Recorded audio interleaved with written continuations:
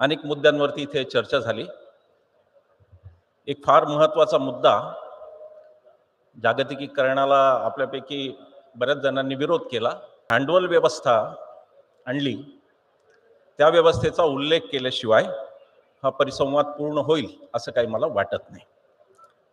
जर भांडवल हे खाजगी क्षेत्राकडून येणार असेल, त्यातही उद्योगांकडून येणार असेल आणि त्यातही सरकारशी जोडल्या गेलेल्या उद्योगांकडून येणार असेल, तर बिचाऱ्या पत्रकार मित्रांना झोडपून फार काही उपयोगी असं मला वाटत नाही। त्यातही मराठीत खास करून सुदैवाने असे अनेक लोक आहेत जे सत्य असत्याशी मन केले ग्वाही, मानियले नाही भांडवला असं म्हणू शकतात आजही, आणि ती चांगली गोष्ट आहे।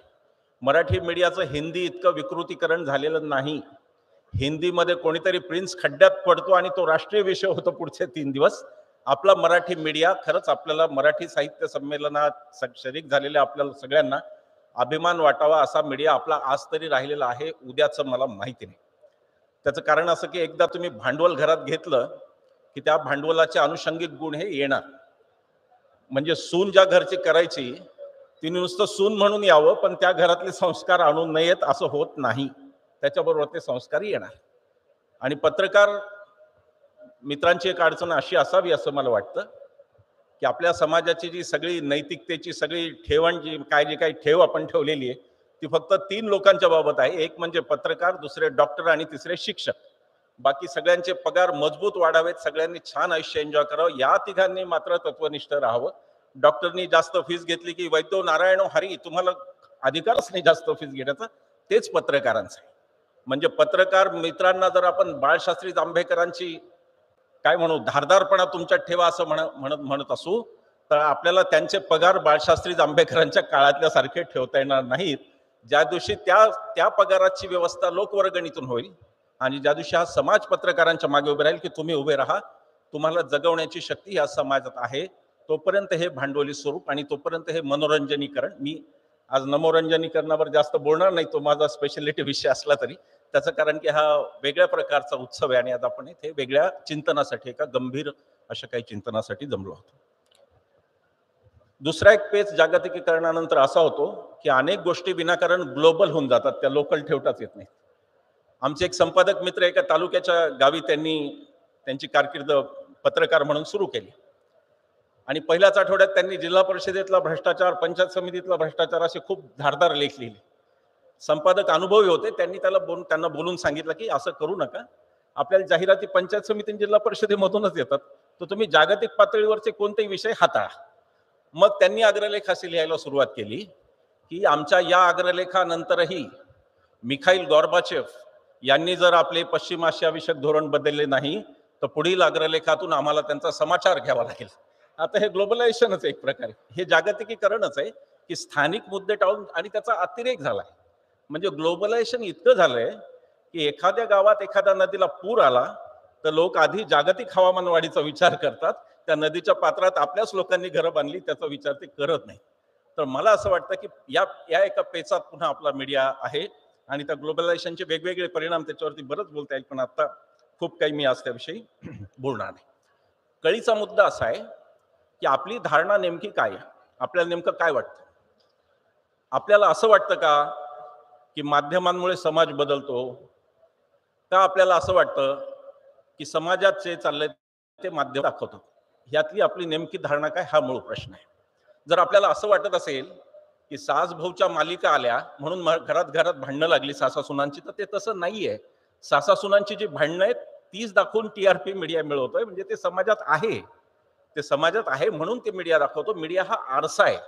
मीडिया सेल्फ क्रिएशन, मीडियाकडून काही फार होईल असं जर आपली अपेक्षा असेल तर कदाचित ज्ञानेश्वरीच्या लिखाणानंतर सगळे संतच झाले असते, तसं काही झालेलं नाहीये। समाज संमिश्र राहिलेला आहे, त्या अर्थी माध्यमांच्याही काही मर्यादा आहेत। आणि मगाशी उल्लेख फार चांगला झाला की शेवटी तो व्यवसाय आहे हे आपण का विसरतो आणि फक्त त्यांच्यावरच आपली नैतिकता आपण का थोपवतो, असाही प्रश्न आहे। सगळीकडे सुमारीकरण होत असताना आपण बाकी कोणालाही प्रश्न विचारत नाही। आपण आपल्या विद्यापीठांना कधी हा प्रश्न विचारला का की तुम्ही नुसती पदव्या का वाटताय, ज्ञान का देत नाही? हा प्रश्न आपण विद्यापीठांना विचारत नाही। तो प्रश्न आपण मीडियाला विचारतो की तुमचं हे काय चाललंय, मनोरंजनीकरण आहे का काय आहे. त्याच्यावर एकदा आरसा धरून आपलं आपण सुद्धा किती क्षेत्रांमध्ये सुमारीकरण झालंय आणि किती क्षेत्रामध्ये गोष्टी हाताबाहेर गेल्यात ते करून त्याच पॅरामीटर्सवरती तेच बेंचमार्क धरून तोच एक निकष धरून आपल्याला मीडियाचं मूल्यमापन करावं लागेल. आणि मग त्याच्यानंतर कदाचित असं म्हणता येईल की आपण अनबायस आहोत, आपण कुठलाही बायस मनात न ठेवता या मीडियाचं मूल्यमापन. कुबेर सरांनी जो मुद्दा उपस्थित केला तो फार महत्वाचा आहे की श्रेयस की प्रेयस हा मुद्दा आहे आपल्या समोरचा. की समाजाला प्रिय वाटेल ते मीडियाने बोलायचं का श्रेयस वाटेल ते असेल ते बोलायचं, हा मुद्दा आहे. हा खूप नाजूक मुद्दा आहे. याचं सरसकटी उत्तरीकरण करून एकच प्रेयस किंवा श्रेयस असं नाहीये, कारण श्रेयस काय हेही पुन्हा शेवटी समाज ठरवतो. आणि तो जर समाज ठरवत असेल की आमच्यासाठी हेच श्रेयस आहे, की ज्या प्रकारच्या बातम्या येतात, ज्या प्रकारे बाजारीकरण चाललंय, तर मग त्याच्यात आपल्याला मीडियाला बोलण्यासारखं फार काही उरत नाही. कारण जागतिकीकरणाचं महत्वाचं एक अंग हे असतं की जशी मागणी तसा पुरवठा करावा लागतो. पुन्हा त्या जागतिकीकरणाकडे हे येतं की जशी लोकांची मागणी असेल तसा पुरवठा करावा लागेल. मीडिया पुढचं जर आव्हान काही असेल तर ते हे आहे की आपल्या लोकांच्या मनाची मशागत पुन्हा करायची वैचारिक, आणि वैचारिक हे सुद्धा काहीतरी विकण्यासारखं आहे याचं उदाहरण एक सेट करायचं, ज्याला आपण म्हणू की ते उदाहरण लोकांसमोर ठेवायचं. हा मीडिया समोरचा दुहेरी पेच आहे असं मला वाटतं.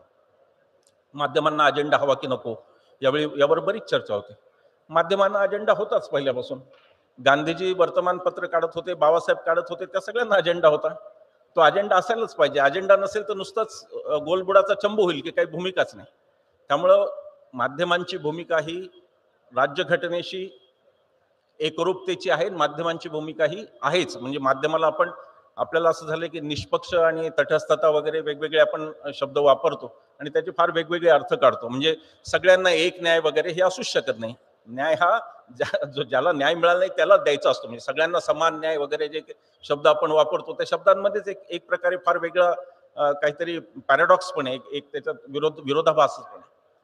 जर तुम्हाला दलित आदिवासींना न्याय द्यायचा असेल तर ते पारडं झोकलेलंच पाहिजे. आपल्या न्यायदेवतेचं पारडं सुद्धा झोकलेलंच असतं.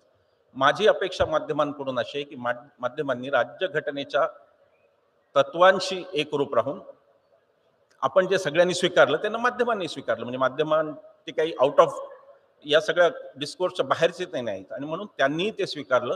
माझी त्यांच्याकडून किमान अपेक्षा तेवढीच आहे. मनोरंजन माध्यमांमध्ये पहिल्यापासून होतच. मनोरंजन कधी नव्हतं असा भाग नाही. राशी भविष्य हे मनोरंजन नव्हतं का? ते काही खरं नसतं, पण मनोरंजन असतं. त्याच्यावरती अनंतराव भालेरावांसारख्यांनी भूमिका घेतली की आम्ही राशी भविष्य पेपरमध्ये छापणार नाही. त्याची किंमतही त्यांना मोजावी लागली, जी काय असेल. पण ती जी काही भूमिका होती की मनोरंजनीकरण आम्ही होऊ देणार नाही, ती कदाचित त्या काळात थोडीफार टिकली पण असती. पण आत्ताच्या काळात आणि या भांडवलशाहीच्या रेट्यात मला वाटत नाही की असं काही होत आहे. याच्यामध्ये आपण अजून एक गोष्टीकडे दुर्लक्ष करतोय की माध्यमांचं स्वरूप बदललेलं आहे. खास करून इलेक्ट्रॉनिक मीडिया आल्यानंतर ते स्वरूप पूर्णतः बदललेलं आहे. म्हणजे इलेक्ट्रॉनिक्स मीडियाने समजा दाखवलं की बुलढाण्यात म्हशीची एसटीला धडक, तर आता दुसऱ्या दिवशी वर्तमानपत्राला काय राहिलं फॉलोअप, की त्यांना हे सांगणं की ड्रायव्हर कोणत्या रस्त्यावरून येतो, त्याचं घर कुठे आहे, म्हैस नेमकी कुठून कुठे चालली होती, गाडी कोणीकडून कोणी, असं फॉलोअप न्यूज असं त्याचं स्वरूप आहे. आणि हे स्वरूप सोशल मीडियामुळे अजून बदलत आहे. मला असं खात्रीने वाटतंय की सोशल मीडियाचा खूप मोठा आणि विनाकारणचा दबाव मुख्य मीडिया घेतो असं माझं मत आहे. त्याचं कारण की मुख्य मीडिया जर मनोरंजन करत असेल तर सोशल मीडिया मनोरंजन इंटू 4 करतो फक्त, बाकी काही त्यातून होत नाही. फार गंभीर सोशल मीडिया आपल्याकडे होऊ शकत नाही. आपल्या लोकांची ती तब्येत नाही.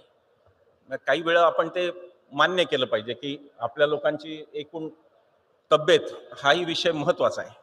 म्हणजे एक उदाहरण मी सांगतो, ते पुरेसं आहे मला असं वाटतं. डॉक्टर होमी भाभांच्या घराचा लिलाव झाला, हूं का चू लोकांमध्ये उठली नाही. तेच जर घर आपल्या अस्मिता जोडल्या गेलेल्या एखाद्या महापुरुषाचं असतं, कोणत्याही जाती धर्माच्या, तर कदाचित रक्ताचे पाठ वाहिले असते. म्हणजे याचा अर्थ होमी भाभा आमच्यासाठी नॅशनल हिरो नाहीत. राजा रामण्णा आमच्यासाठी नॅशनल हिरो होऊ शकत नाही. तर जी राजकारण केंद्रितता आली, की जे काही आहे ते राजकारणामुळेच आहे, ही आधी समाजात आली, मग ती माध्यमात आली, हे आपण विसरता कामा नयेच. जेव्हा असंच समजायला लागले लोक की 10 अवतार काय झाले ईश्वराचे, 11वा अवतार येणार आहे, तो भारताला फार प्रचंड वेगाने बदलवणार आहे, ही जी राजकीय धारणा होती पॉलिटिकल कन्व्हिक्शन हे त्या पॉलिटिकल कन्व्हिक्शनचे प्रतिसाद हे मीडियात आले, कदाचित ते खूप जास्तच आले. म्हणजे कोणीतरी म्हणलं की आम्ही त्यांना फक्त रांगायला सांगितलं तर ते सरपटायला लागले, असं पण आले. तसंही आहे, पण माठ ताठ ठेवून वागणारी मीडिया सुद्धा आहे, ती माध्यमं सुद्धा आहेत, कुणापुढेही न झुकणारी माध्यमं आहेत. आणि मला स्वतःला अनेक वेळा माध्यमांचा अनुभव आला की ते उभे राहतात. जर काही एक तुम्ही सत्य असत्याशी खरंच जर मन ग्वाही केलं तर माध्यमं उभी राहतात, असा माझा स्वतःचाही अनुभव आहे. मग याची उत्तर अशी पटापट मिळतील का, तर नाही मिळणार. त्याच्यासाठी पहिली म्हणजे अर्थव्यवस्था एक आपल्याला काहीतरी अशी तिच्यावर विचार करावा लागेल की भांडवलातून मुक्त आणि खऱ्या अर्थाने निष्पक्षता, जे निर्भय निष्पक्ष वगैरे विनोबांनी सांगितलं, त्याच्याकडे जाणारी काही इकोसिस्टीम काही तयार होऊ शकते का, हा आता प्रचलित शब्द आहे फार. तशा इकोसिस्टीमवरती आपल्याला विचार करावा. काही वेळा मीडिया उथळपणा करतो, थिल्लरीकरण करतो, हे अगदी बरोबर आहे. म्हणजे एकच उदाहरण सांगायचं झालं तर सुशांत सिंग राजपूत या नटाचं उदाहरण मी सांगतो. सुशांत सिंग राजपूतच्या घटनेनंतर आपल्या बहुतेक सगळ्या मीडियाची हेडलाईन होती सुशांत सिंग राजपूत यांची आत्महत्या. बीबीसीची लंडनची मी बातमी पाहिली, त्यांची अशी बातमी होती की Sushant Singh Rajput found dead at his home. तो मृत सापडलाय फक्त. त्यांनी स्वतः फाशी घेतली का त्याला कोणी फाशीवर लटकवले मारून हे आपल्याला माहिती नाही. तर तो ते गांभीर्य आहे मला असं वाटतं की ती कायदेशीर बाजू जी आहे त्याची, की he was found dead at home, एवढंच आहे त्यात. मग त्यांनी आत्महत्या केली का त्याला कोणी लटकवला हे बघण्याचं काम पोलीस आहे, ते काम मीडियाचं नाही. पण लगेच आपण काहीतरी निष्कर्षाला येणं हे मीडियात बऱ्याचपैकी होतं. ते मीडियानी टाळायला पाहिजे, याबद्दल माझ्या मनात कोणतीही शंका नाही. सोशल मीडियाचा फार दबाव मीडियानी घेऊ नये, कारण तिथं आपण त्याला डेमोक्रॅटायझेशन काय, त्याला लोकशाहीकरण या मुद्द्यावर आपण त्याला पाहतो, पण तिथे लोकशाही नाही आहे. मला सगळ्या पक्षांच्या ट्रोलिंगचा अनुभव आहे, प्रसन्न जोशींना माहिती आहे. तुम्ही आमच्या विरुद्ध बोललात की आम्ही तुमचं ट्रोलिंग करू, हे जिथं आहे त्या मीडियाला आपल्या मेनस्ट्रीम मीडियानी प्रमाण मानण्याचं काही एक कारण नाही, असं माझं स्पष्ट मत आहे. शेवटी स्पष्ट बोलणारे लोकही कमी असतील आणि चांगलं ऐकणारे लोकही कमी असतील, हे गृहीतक आहे. असं काहीच नाही की गांधीजींचा हरिजन हे सगळा भारत वाचवत होता, असं काही नाही. ठराविक लोकच होत. स्वातंत्र्य लढ्यात सुद्धा 10,000च्या आसपासच लोक होते.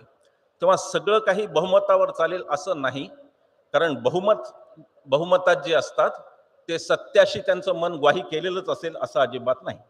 आणि म्हणून त्या बहुमताला न मानता तुमच्या बुद्धीला जे योग्य वाटेल, तुम्हाला समाजाचं जे हिताचं वाटेल आणि तुम्हाला असं वाटेल की ज्याच्यातून, ज्याला आपण म्हणतो की बहुजन हिताय, जास्तीत जास्त लोकांची, इथे बहुजन हा शब्द मी बहुसंख्याक या अर्थी वाटतो, म्हणजे जास्तीत जास्त लोकांचं हित समाजातल्या, याच्यामुळे हे साध्य होणार आहे. तर अशा वेळेला ती भूमिका मीडियाला घ्यावी लागेल असं मला वाटतं.